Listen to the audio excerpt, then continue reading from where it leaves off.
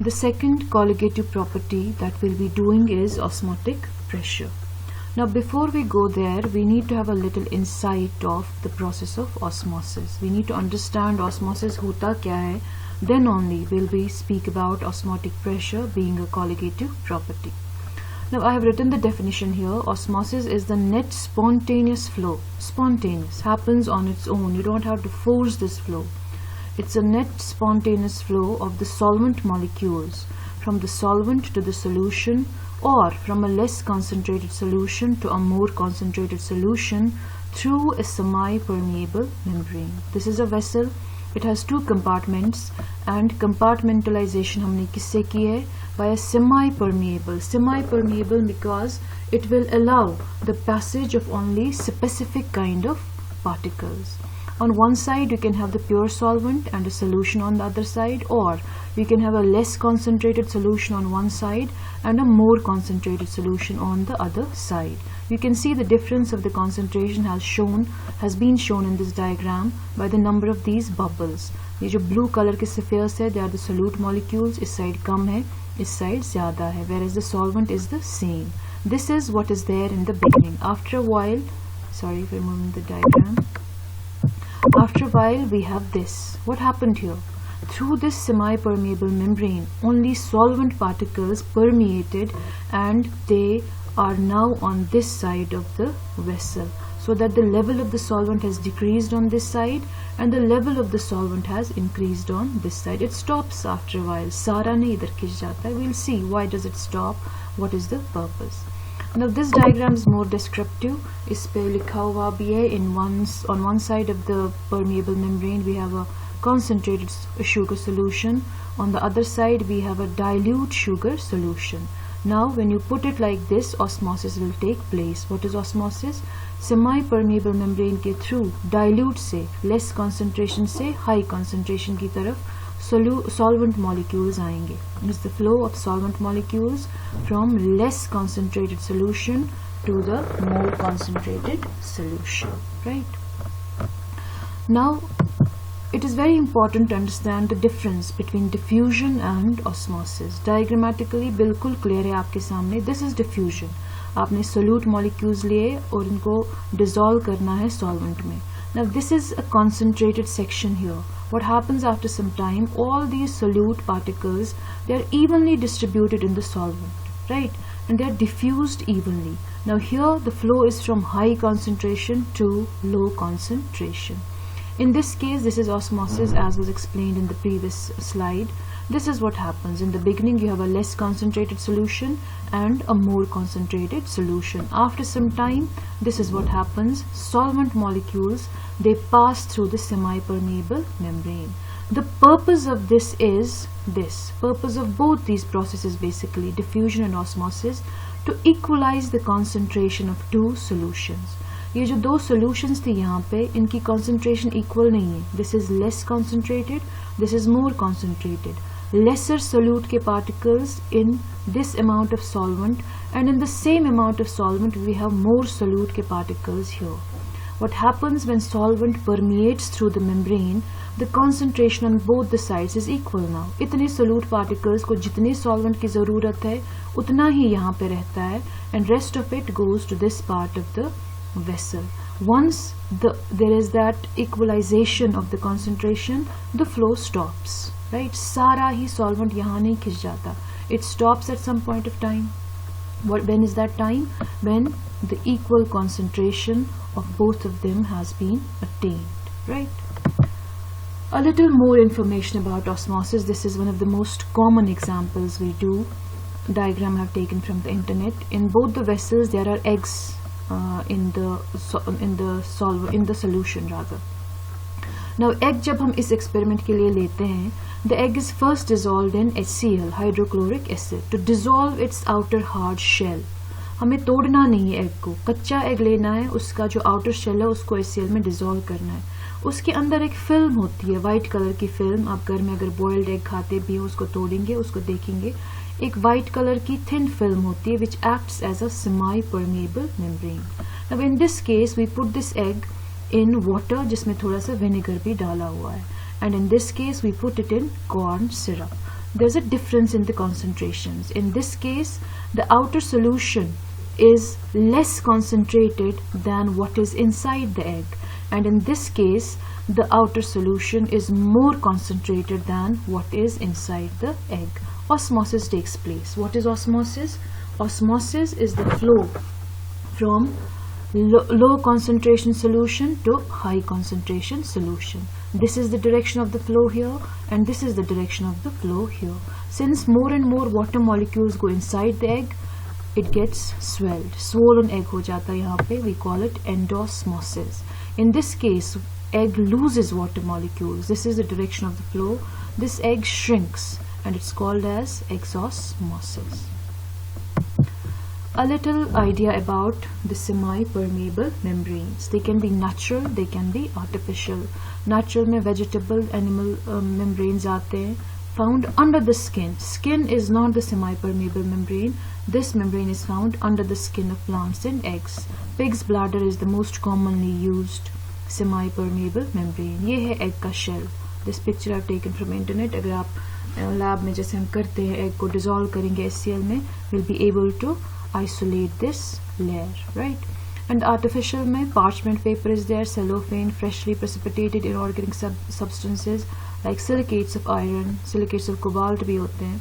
This is cellophane जो dialysis के लिए use, dialysis की जो tubing होती है उसमें artificial semi-permeable membranes use किए जाते हैं. Now that we know what osmosis is, we can get back to our main topic, osmotic pressure, which is the second colligative property we are studying. It is the equilibrium hydrostatic pressure of the column set up as a result of osmosis, as far as the definition is concerned. The second definition, which is easier to understand, is it is the minimum excess pressure that has to be applied on the solution to prevent the entry of the solvent into the solution through the semi-permeable membrane. We'll first concentrate on this second definition. Look at this diagram. What I have done is, ये हमने एक vessel ले लिया, इसमें हमने एक funnel लिया, inverted funnel. It is usually a thistle funnel. This is more easier to understand. An inverted thistle funnel is taken here, and इसमें हमने solution लिया है, the red colored solution. And बाहर जो vessel में, it is pure water, the solvent. The yellow thing is the semipermeable membrane. Now what happens? You don't see any redness going into the solvent because that is not osmosis. Higher concentration से lower concentration की direction में flow नहीं होगा. The flow is from lower concentration to higher concentration, which means through this membrane water molecules will pass, and that is why the level of the red thing inside the tube is increasing. But after a certain point it stops. पूरा यहाँ तक नहीं भर जाता ये, it stops. Why? यहाँ से यहाँ तक की जो difference है, it is the pressure which is itself exerted on the liquid which stops the further rise of this liquid in the tube. This pressure exerted is called as the osmotic pressure. This is a simpler diagram. ये solution हमने लिया, sugar solution अगर हम लेंगे, thistle funnel हमने invert करके रखी हुई है, and semi-permeable membrane यहाँ पे लगाया हुआ है. In the beginning this was the level of the solution. After some time this is the level of the solution, and this is the pressure exerted. Let's go back to the definition. Minimum excess pressure that is to be applied. Artificially भी exert कर सकते हैं to stop osmosis, and ये naturally भी exert हो जाता है. That is to be applied on the solution to prevent the further entry. जितना यहाँ तक enter हुआ solvent उतना हो गया. अब जब हम pressure exert कर रहे हैं या naturally exert हो रहा है ये pressure, further entry of pure solvent is prevented into the solution through the semi-permeable membrane. In simple words, pressure exerted to stop further osmosis. And hydrostatic pressure क्या होता है? It is the pressure जो fluid exert करता है at equilibrium under the influence of gravity. It is called as the hydrostatic pressure. It is the same thing, but remember the term, this pressure which the solution either exerts itself or is exerted by some external force, is the hydrostatic pressure. It is important to remember, I have written a few more points here, that अगर आप required pressure से ज़्यादा pressure apply करोगे, because required pressure कितना होगा, it depends on what is the concentration of this solution, on what is the temperature you are maintaining throughout the experiment. Concentration and temperature पे depend करता है कि कितना pressure ज़रूरी है apply करना to stop further osmosis. मगर if you apply pressure greater than that required pressure, then what happens? Reverse osmosis takes place. What is that reverse osmosis? Then solvent will flow from the solution to the pure solvent. What is osmosis? From less concentration to high concentration. Reverse osmosis will be movement of solvent molecules from higher concentration to lower concentration. The solution will start losing solvent molecules, which is a reverse of osmosis. Thus it is known as reverse osmosis. सबसे common example इसमें है desalination of water. Right हमारे जो RO होते हैं water filters, उनमें भी RO ही होता है. RO stands for reverse osmosis. This is a very basic diagram. क्या होगा? This is fresh water, this is salt water. As per the osmosis क्या होना चाहिए? Osmosis is flow of solvent molecules towards the solution. Semipermeable through membrane के through पानी के जो particles हैं pure water के, they should pass through the membrane and go to the solution. That is osmosis. But when you apply pressure greater than P, आपने P is the osmotic pressure and you are applying pressure greater than that, the reverse thing happens. What is that reverse thing? Solvent molecules, not NaCl, just the solvent molecules of the water molecules जो हैं यहाँ पे, they will start permeating through in this direction, from this to fresh water chamber. And as a result of which we get fresh water. We are able to do the desalination of sea water, salt water, right? Now mathematics of it, expression for osmotic pressure क्या है? Osmotic pressure is represented by pi, right? I told you it is directly proportional to the molar concentration of the solution. कितना pressure आपको apply करना पड़ेगा? It depends on the concentration of the solution and the temperature of the experiment. Thus we can say pi is proportional to C into T, or pi is equal to R into C into T, where R is the solution constant. हम इसको ideal gases जब पढ़ते हैं तो हम उसको gas constant कहते हैं. Here it's called as the solution constant. Thus pi is RCT, but C is N by V. Concentration is number of moles per liter of the volume.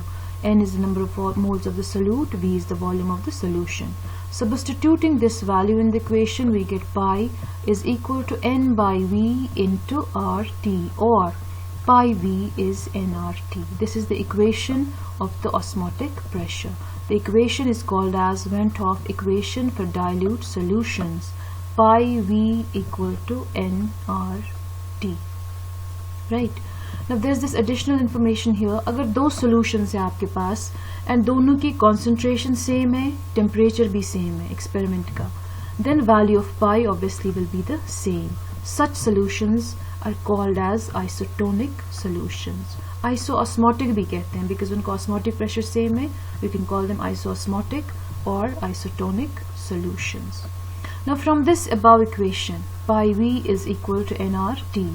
It is clear that osmotic pressure is a colligative property because it depends on N. What is N? Number of moles. What is a colligative property? Which depends only on the number of the moles, number of the particles of the solute, irrespective of its nature. क्या है ये solute? It is not considered anywhere in this equation. Only N is considered, number of moles of the solute per liter of the solution. Thus it is a colligative property. Now how do you measure it? We measure it, measurement of osmotic pressure is carried out by Berkeley and Hartley's method, and this is the instrument used for that method, right? You don't have to go through the details, how is it done. The whole setup is given, osmosis takes place, osmotic pressure is applied, and we can measure that pressure, how much pressure is required as per the concentration and as per the temperature to stop further osmosis. I told you yesterday also that जब भी हम कोई colligative property करेंगे, we'll also learn to determine the molecular mass of the solute. Now here we know that pi V is equal to nRT. This is our equation 1, Van 't Hoff equation. Now if W 2 grams of the solute are dissolved in V liters of the solution and M2 is the molecular mass of the solute, then this N should be equal to W2 divided by M2, right? If we substitute this value in equation 1, we get this. Pi V is W2 divided by M2 into RT, or we can say M2 is WRT by pi V. That's simple, right? Knowing all the other parameters, we can calculate M2. What is M2? It is the molecular mass of the solute which we have dissolved in a solution, and because of which we have been able to study osmotic pressure as our second colligative property.